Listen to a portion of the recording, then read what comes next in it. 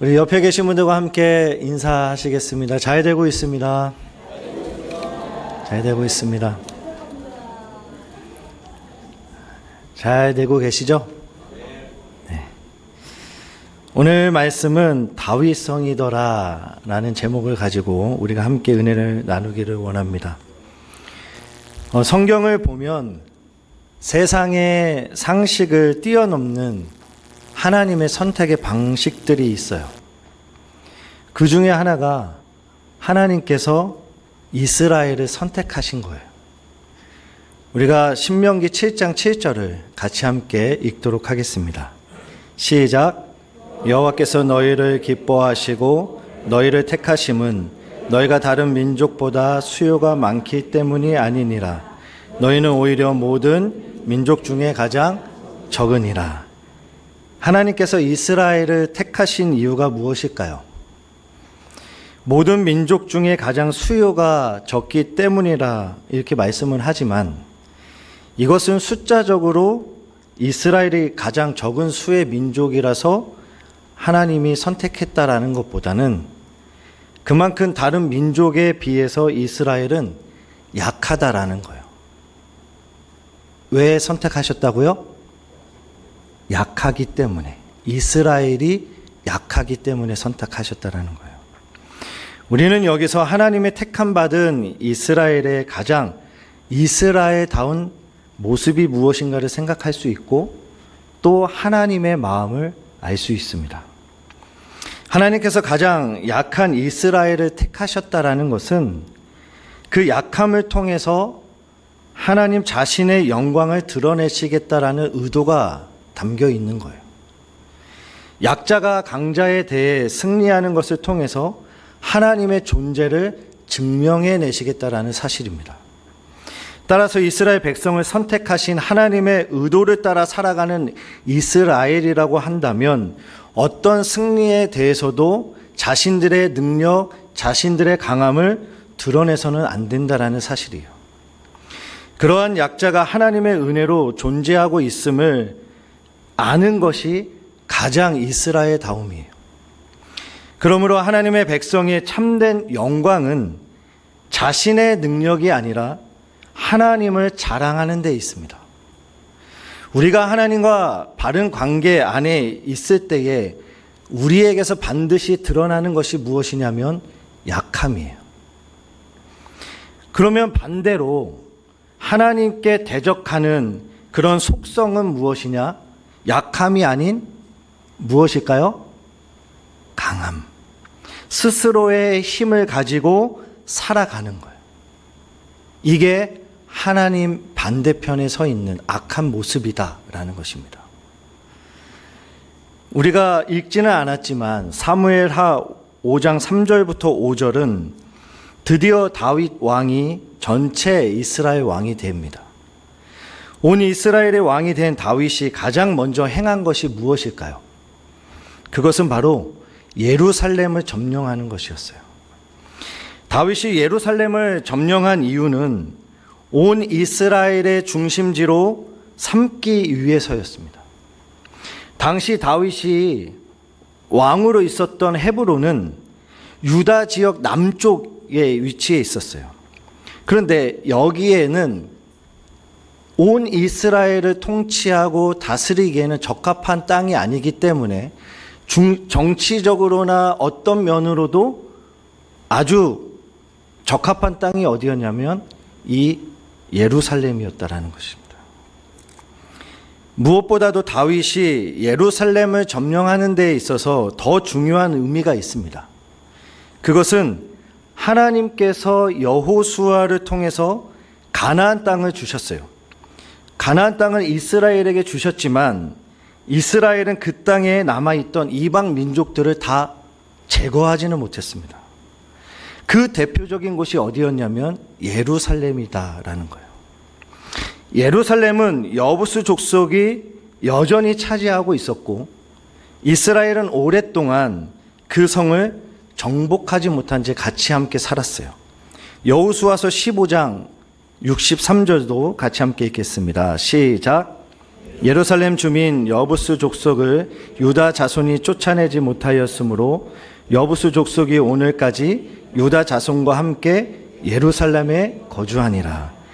여호수아로부터 사울에 이르기까지 이스라엘의 지도자들이 실패했던 일이 바로 여기 예루살렘에 있는 여부스 족속을 쫓아내는 일이었어요.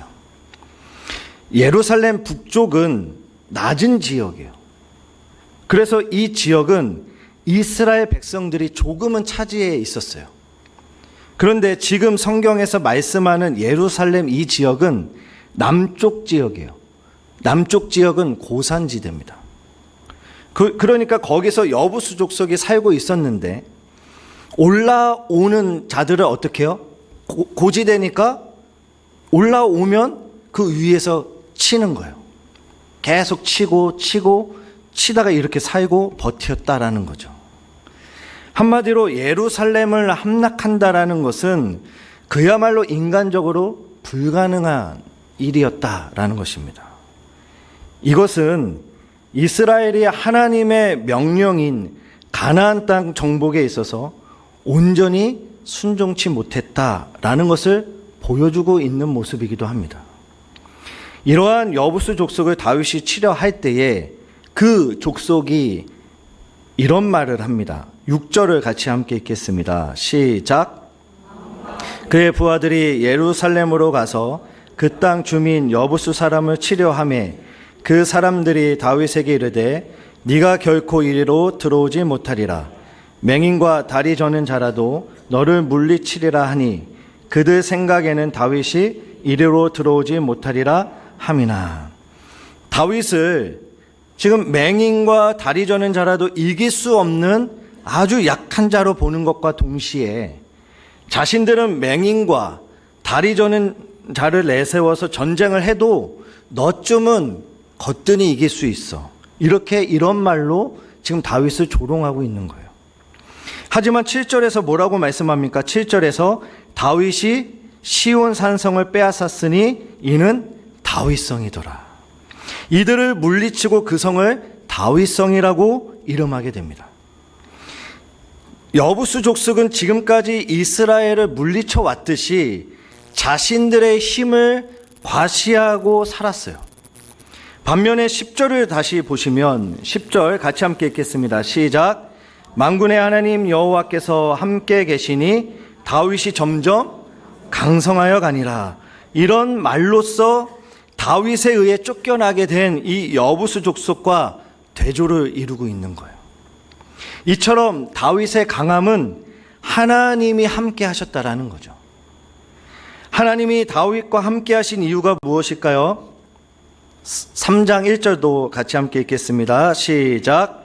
사울의 집과 다윗의 집 사이에 전쟁이 오래매 다윗은 점점 강하여 가고 사울의 집은 점점 약하여 가니라.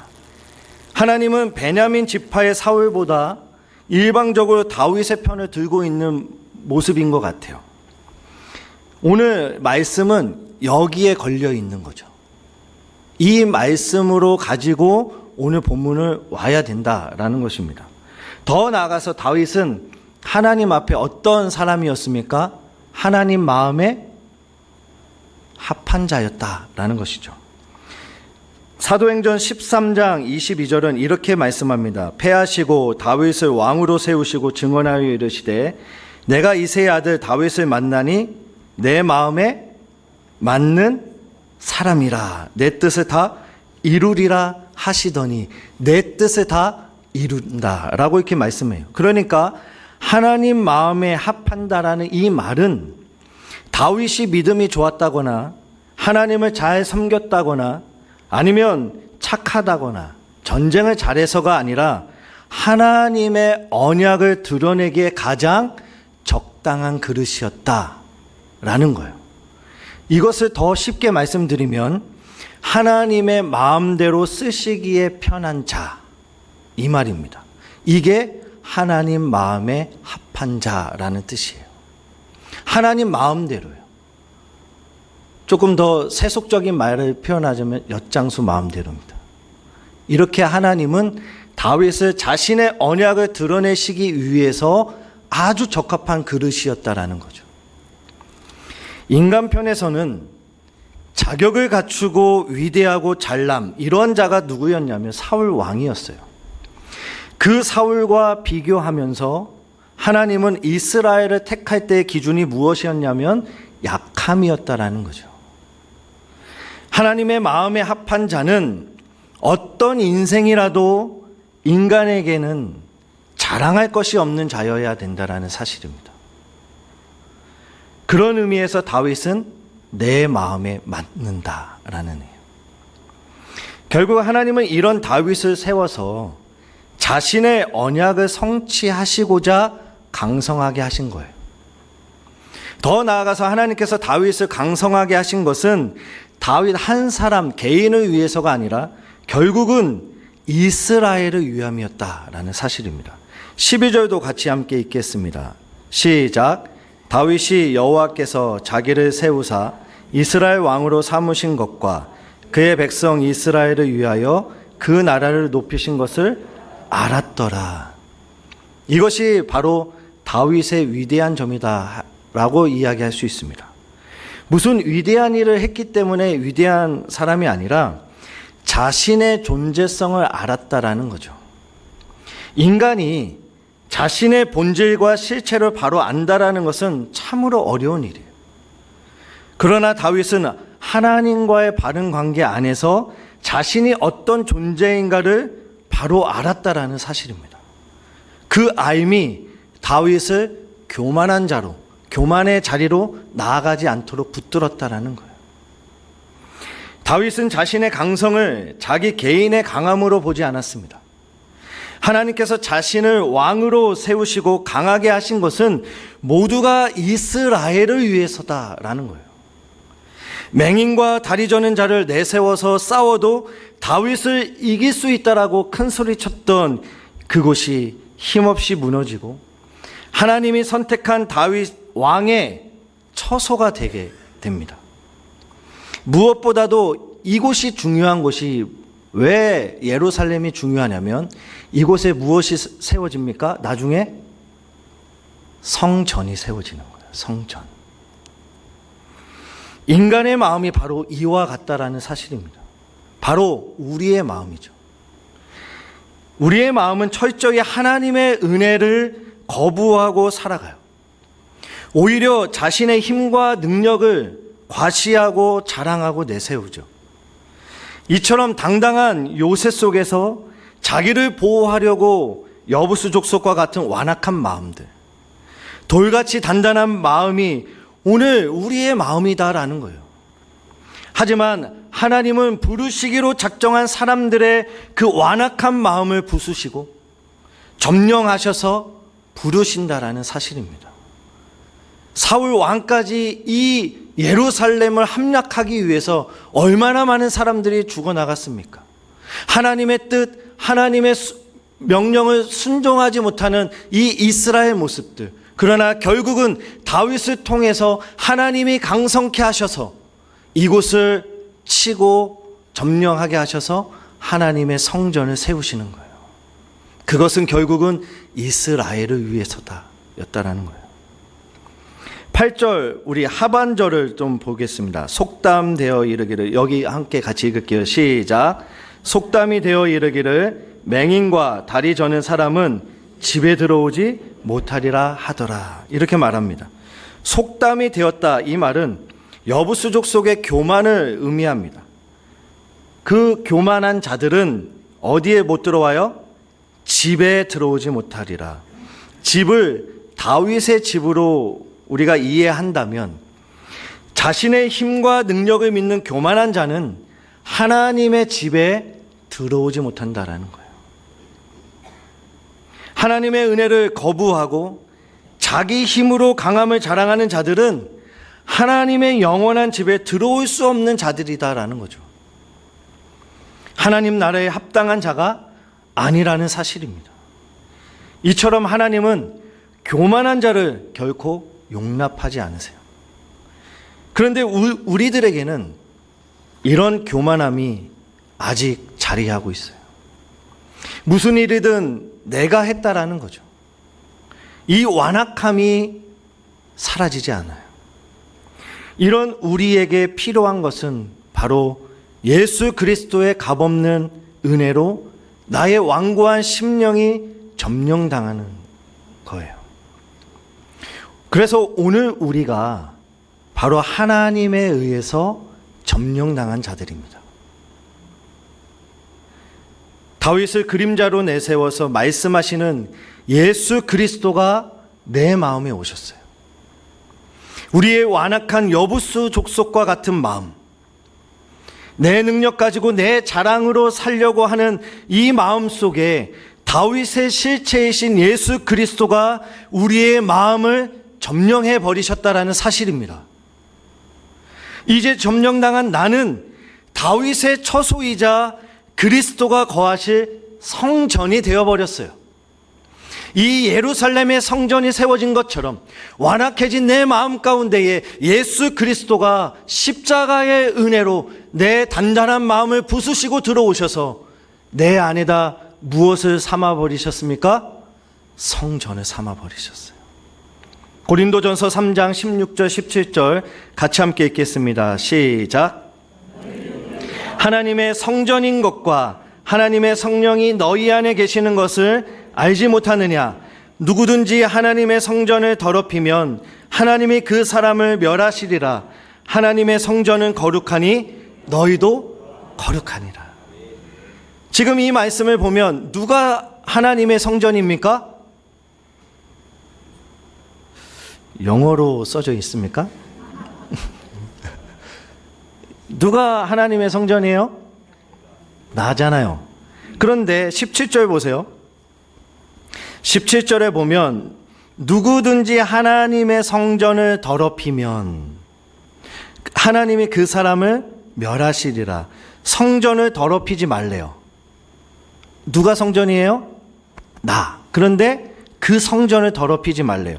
그러면 성전을 더럽히는 자가 있다라는 거죠. 그 사람은 반드시 멸하신다라고 말씀해요. 그러면 성전을 더럽히는 사람이 누굴까요?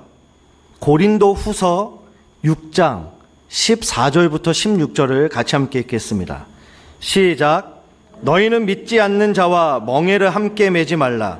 의와 불법이 어찌 함께하며 빛과 어둠이 어찌 사귀며 그리스도와 베리알이 어찌 조화되며 믿는 자와 믿지 않는 자가 어찌 상관하며 하나님의 성전과 우상이 어찌 일치가 되리요.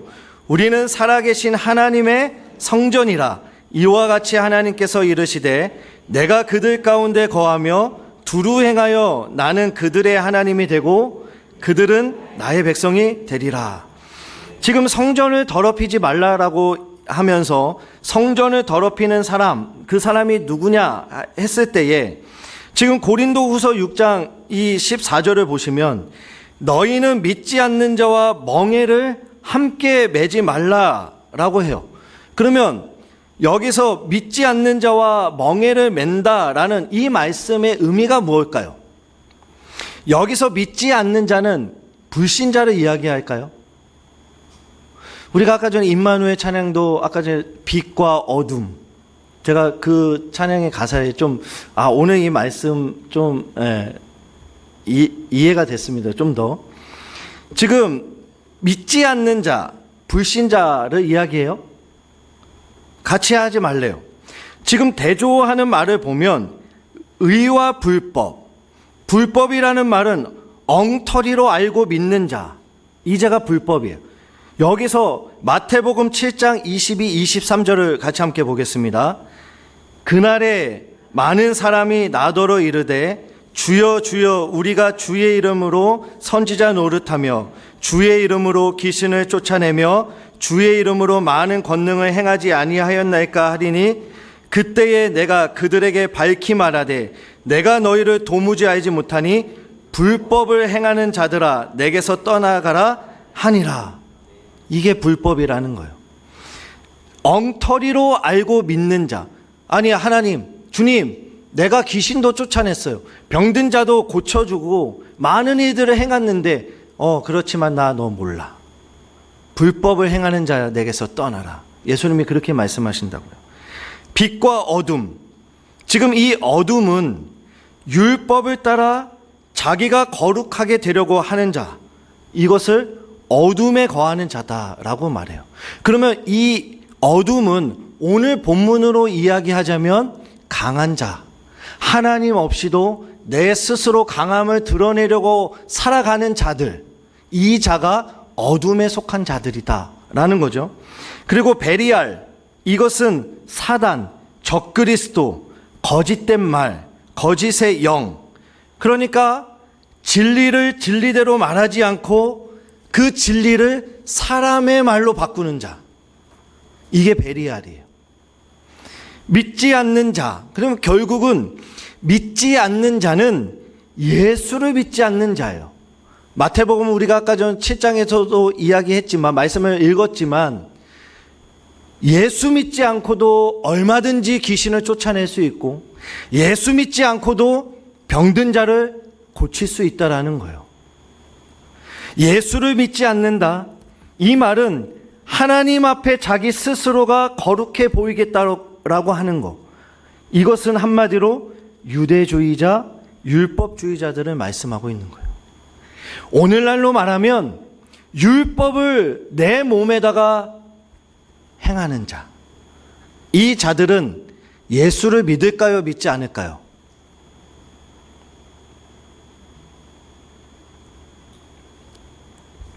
예수를 믿는다 말은 하지만 예수를 믿고 있는 자신을 믿는 자예요. 예수를 믿는다 말하지만 예수를 믿고 있는 자신을 믿는 자라는 거예요. 이게 아까 전에 우리가 마태복음 7장에서 읽었던 귀신도 쫓아내고 병든 자도 고치고, 우리가 얼마든지 사역도 하고 얼마든지 주의 이름을 부르며 찬양도 하고 예배도 드릴 수 있지만, 예수를 믿는다 말은 하지만 그 예수를 믿고 있는 내 자신을 믿는 자, 이 자가 오늘 믿지 않는 자라는 거예요. 이 자는 여기 교회 안에도 있다라는 거죠. 그러면 고린도전서 3장에서 성전을 더럽히는 자, 이 자는 하나님께서 하시는 일을 믿지 않는 자, 오히려 자기가 율법 행함으로 하나님 앞에 거룩하게 해 보이려고 하는 그 자가 바로 성전을 더럽히는 자라는 거예요. 성전은 바로 나잖아요. 나라고 이야기했는데 그 성전을 어떻게 어떤 식으로 더럽히냐, 율법을 가져다가 하나님 없이도 그 율법을 행하면서 나는 예수를 믿고 있고 하나님을 믿고 있다라고 이야기하는 자들, 이 자가 성전을 더럽히는 자라는 거예요. 여기에다가 쓰레기 버렸다고 여기를 성전으로 더럽히는 이것이 아니라 내 자신을 율법으로 채워서 율법 행함으로 하나님 앞에 거룩해 보이려고 하는 이런 모든 총체가 바로 성전을 더럽혔다라는 거예요. 그러니까 이 사람은 하나님 앞에 저주받는 자라. 그래서 갈라디아서에서 다른 복음은 하나님을 저주하는 자고 하나님의 저주를 받는다라고 말씀하잖아요. 여러분, 율법은 지키라고 주신 걸까요? 아니면 다른 의미가 있을까요? 로마서 3장에 가보면 율법은 뭐 하라고 주셨죠? 지키는 것이 아니라 죄를 깨달으라고. 이 죄를 깨달음으로 누구에게로? 아, 그렇군요. 나에겐 예수 그리스도밖에 없군요. 그래서 초등교사가 어디로? 예수 그리스도에게로 인도하는 거예요. 율법은 지키라고 주는 것이 아니라 내 죄를 깨닫고 예수 그리스도밖에 살 소망이 없군요. 이거 붙잡으라고 주시는 거죠. 그래서 고린도 후서 6장 17절을 보면 바울은 아주 기가 막힌 말씀을 이야기합니다. 고린도 후서 6장 17절을 같이 함께 읽겠습니다. 시작. 그러므로 너희는 그들 중에서 나와서 따로 있고 부정한 것을 만지지 말라. 내가 너희를 영접하여. 부정한 것을 만지지 말라요. 부정한 것을 만지지 말라. 부정한 것이 무엇일까요? 골로새서 2장 20절부터 23절입니다. 시작. 세상의 초등 학문에서 그리스도와 함께 죽었거든 어찌하여 세상에 사는 것과 같이 규례에 순종하느냐. 곧 붙잡지도 말고 맛보지도 말고 만지지도 말라 하는 것이니 이 모든 것은 한때 쓰이고는 없어지리라. 사람의 명령과 가르침을 따르느냐? 이런 것들은 자의적 숭배와 겸손과 몸을 괴롭게 하는 데는 지혜 있는 모양이나 오직 육체 따르는 것을 금하는 데는 조금도 유익이 없느니라. 율법을 따라 지키고 사는 것이 부패하고 부정한 것이라. 이것을 만지지 말라라는 거예요. 이 말은 예수 믿지 않음이고 그것이 곧 약함이 아닌 강한 자로 살아가는 자라는 거예요. 철저하게 자기 자신이 율법을 가지고 거룩한 행실을 해보겠다라고 하는 이것이 예수 믿지 않는 자고 부패한 자고 부정한 자고 성전을 더럽히는 자다라는 거예요. 하나님은 이미 우리 안에 오셨어요. 그리스도 예수의 영으로 우리를 자신의 것으로 삼으시고 성전으로 삼으셨어요. 지금도 우리 안에서 그 성전을 온전하게 완성해 가고 계십니다. 그렇다면 우리가 무엇을 그토록 걱정하고 염려할 것이 무엇이 있겠습니까? 하나님께서 시작하신 일은 반드시 이루십니다. 그 일이 뭐예요? 하나님의 일이 무엇입니까? 예수 그리스도를 통한 구원, 생명을 우리에게 주시는 거죠. 한마디로 영생이에요. 이것을 주시기 위해서 하나님은 지금도 일하고 계세요. 하나님께서 자기 백성에게 주신 이 약속은 그래서 결코 실패하지 않아요. 하나님의 말씀은 반드시 이루어집니다. 그러므로 완악한 마음을 내려놓고 절대로 부서지지 않을 것 같은 이 예루살렘이 다윗을 하나님께서 강성케 하셔서 이 예루살렘을 부수고 하나님 성전을 세우시며 결국에는 이 성전이 우리 안에까지 내 완악한 마음을 부수고 들어오셔서 하나님의 성전으로 삼으시고 그 성전을 더럽히지 말라, 율법 행함으로 나가지 말라, 오직 예수 그리스도만을 붙들고 의지하고 예수를 믿고 살아가라고 말씀하고 있는 거예요.